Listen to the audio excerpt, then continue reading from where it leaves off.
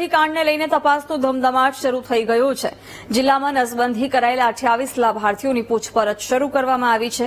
લાભાર્થીઓને સવાલોના જવાબ સાથેનું વિડીયો રેકોર્ડિંગ પણ કરવામાં આવશે। લાભાર્થીઓને કેટલાક સવાલો પૂછવામાં આવશે, જેમ કે લાભાર્થીઓ પરિણીત છે કે નહીં, પરિણીત હોય તો કેટલા બાળકો છે, લગ્ન જીવનમાં બાળકો છે કે નહીં, કોઈ લાભાર્થી સાથે કાંડ થયો છે કે કેમ, આ તમામ સવાલો સાથે તપાસ આગળ વધારવામાં આવશે। અગાઉ નવી શેઢાવી અને જમનાપુરમાં લાભાર્થીઓની પૂછપરછ કરવામાં આવી હતી।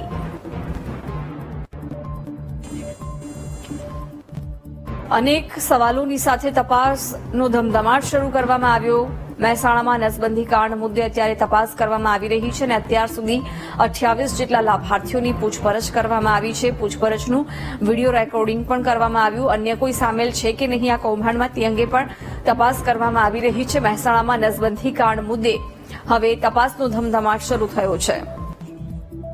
વિગતો સાથે સંવાદદાતા સુધીર જોડાઈ ગયા છે। સુધીર, નસબંધી કાંડ મુદ્દે અત્યારે તપાસનો ધમધમાટ ચાલી રહ્યો છે।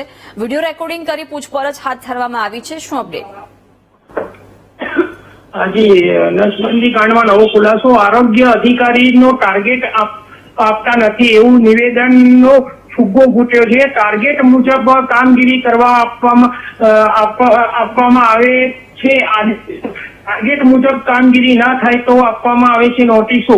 નસબંધી કાંડમાં અગાઉ આપવામાં આવેલી નોટિસની નકલ સામે આવી છે। નસબંધી કાંડમાં શૂન્ય કામગીરી કરનારને અપાઈ છે નોટિસ।